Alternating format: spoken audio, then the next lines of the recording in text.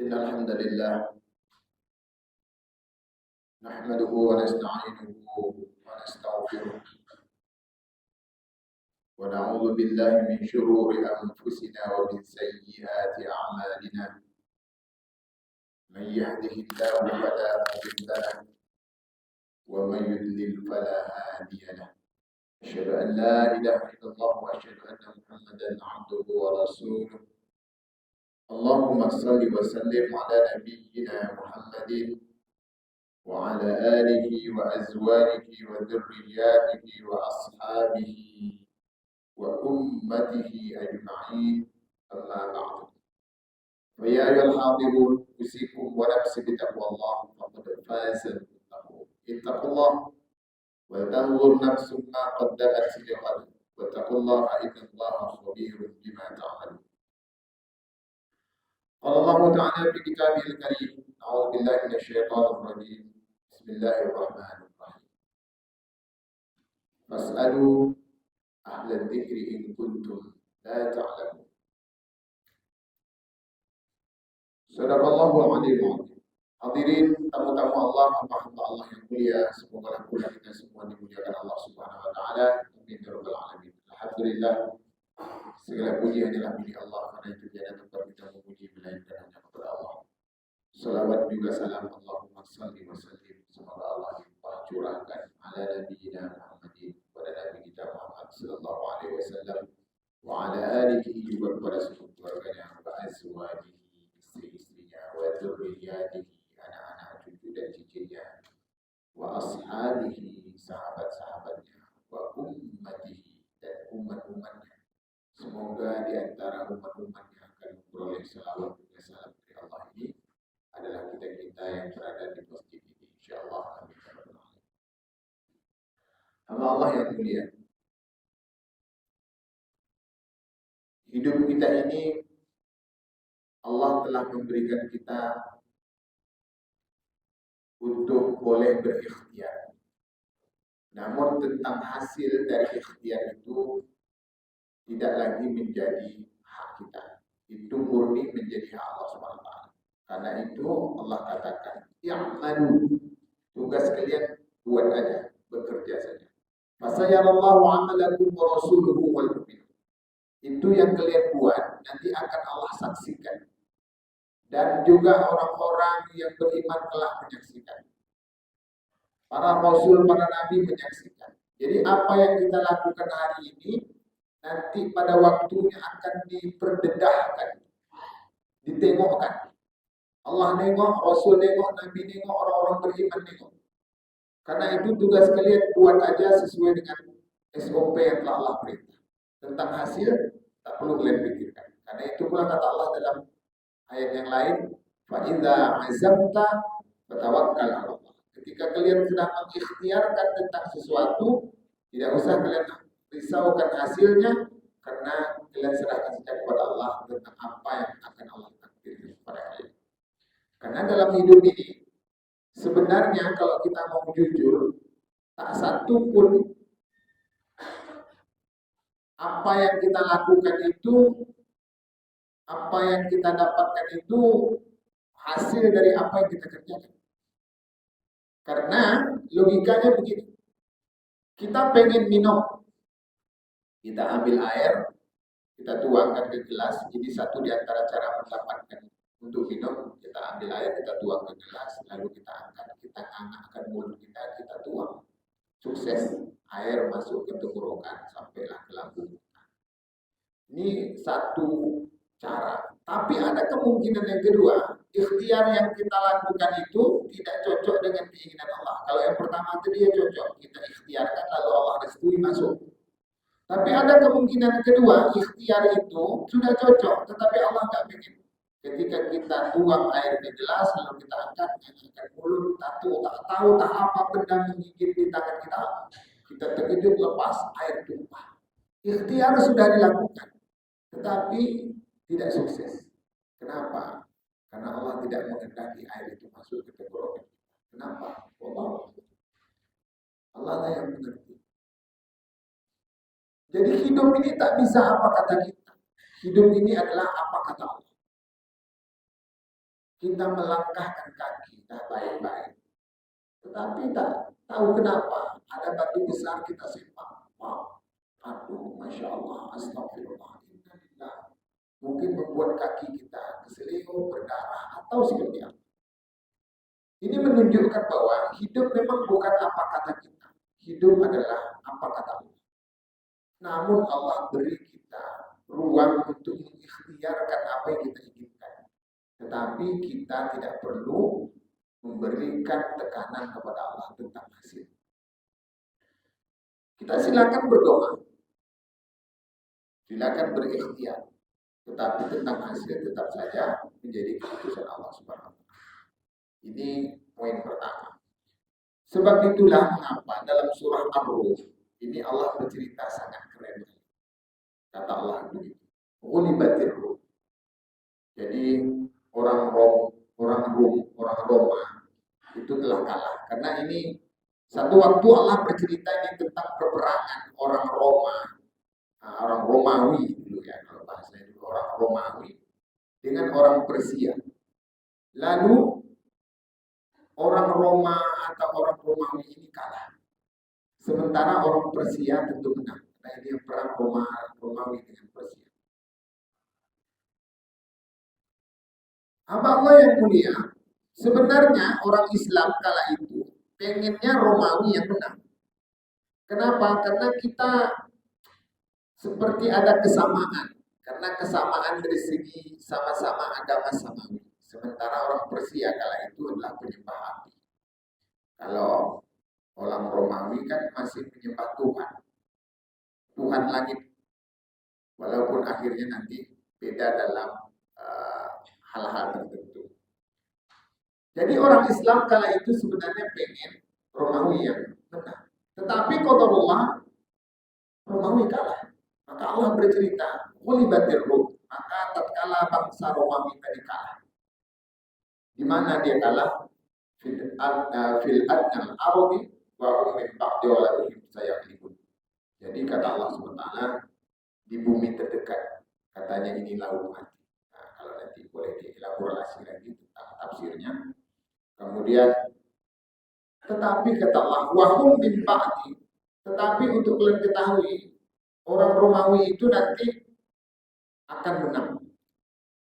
Jadi akan ada perang berikutnya yang Allah telah sampaikan orang Romawi akan menang.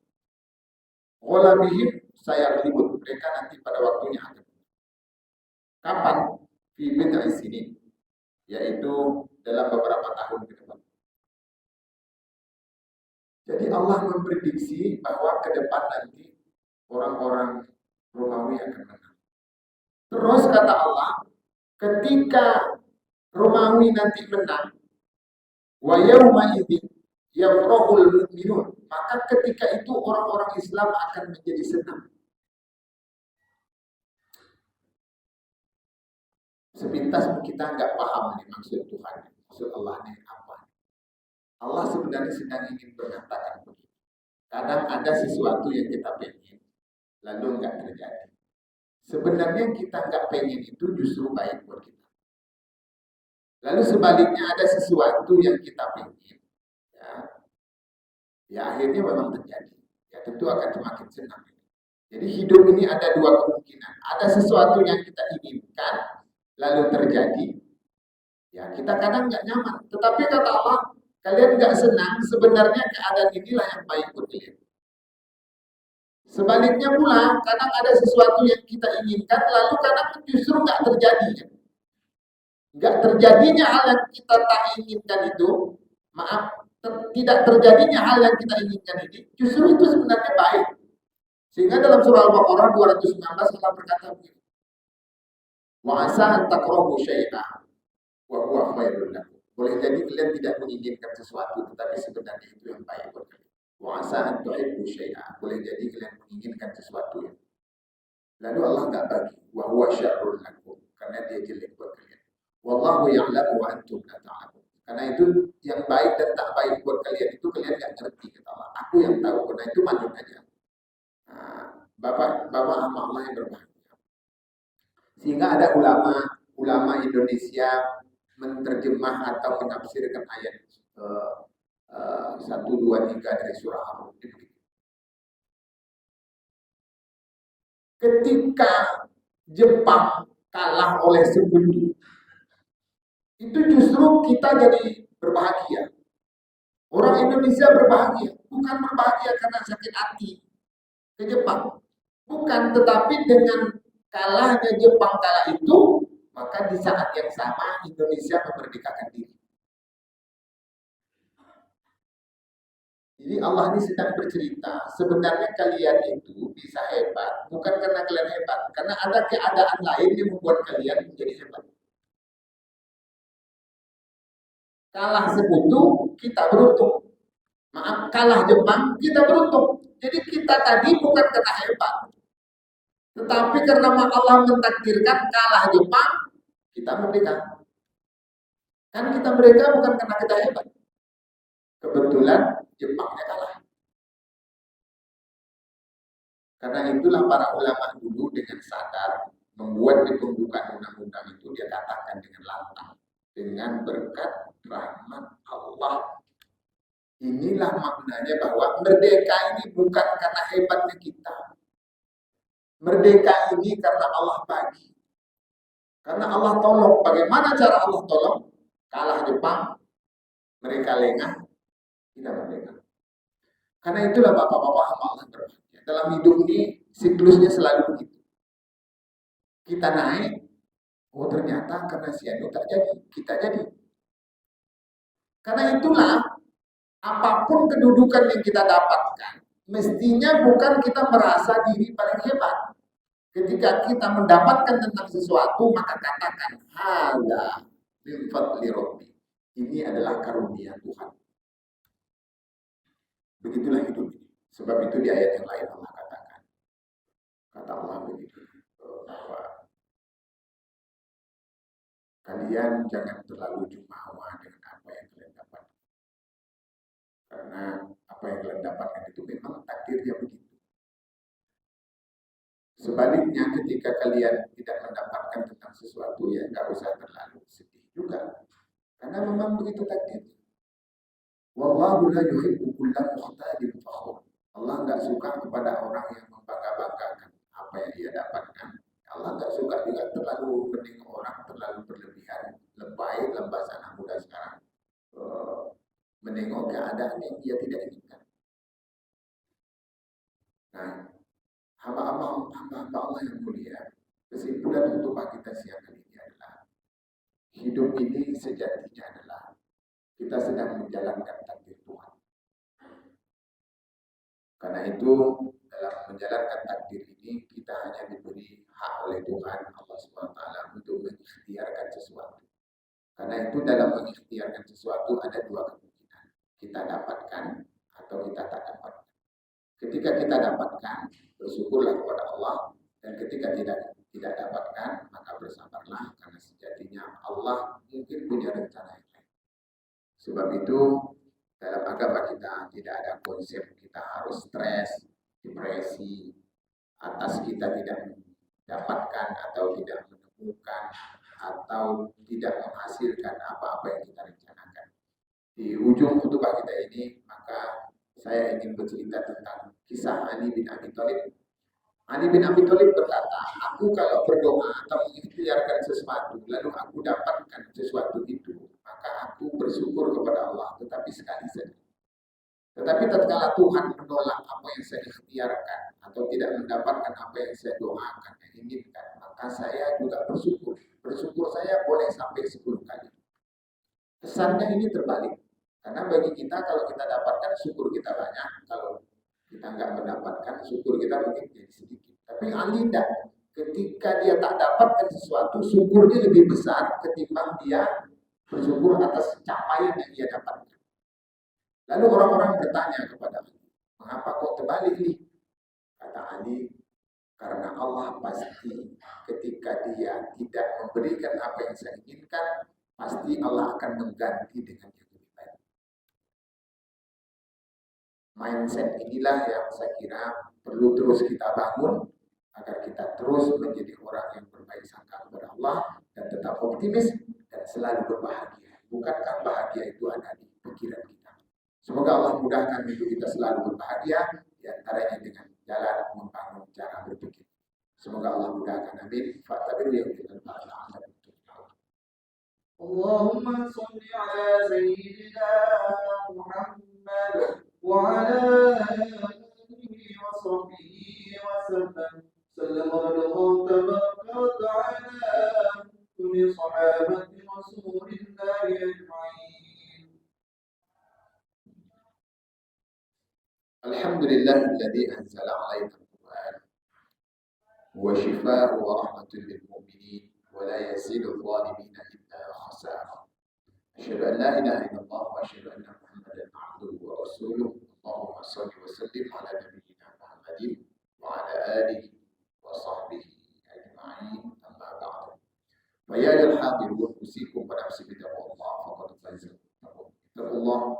اتقوا الله حق تقاته ولا تموتن إلا وأنتم مسلمون. قال الله تعالى في كتابه الكريم: بسم الله الرحمن الرحيم والعصر إن الإنسان لفي خسر إلا الذين آمنوا وعملوا الصالحات وتواصوا بالحق وتواصوا بالصبر. إن الله وملائكته يصلون على النبي يا أيها الذين آمنوا صلوا عليه وسلموا تسليما. اللهم صل على محمد وعلى آل محمد كما صليت على إبراهيم وعلى آل إبراهيم وبارك على محمد وعلى آل محمد كما باركت على إبراهيم وعلى آل إبراهيم في العالمين إنك حميد مجيد.